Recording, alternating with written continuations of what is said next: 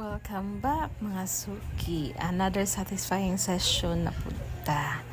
Today we're focusing on the pinky nails with built up dry skin. Kani nga tiila kong i-feature karong mga suki kay first time customer na ako. Then 3 months, June pa daw siya last nagpa-cleaning. Kay gikan daw ni og super hubag ang iyang mga kuko. Iyang gipapahuway. So karon mga suki, bali mao ni ang first niya nga pedicure session since atong June. So, good time na pod mga suki.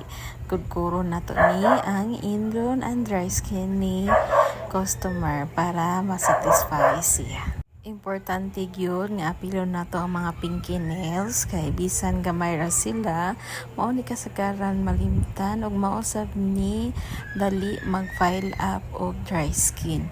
With regular cleaning, mas ma-maintain nato ang healthy look sa nails ug dili na siya sakit tan-awon. So, kung ganahan mo makita another satisfying videos, don't forget to follow, like, and share.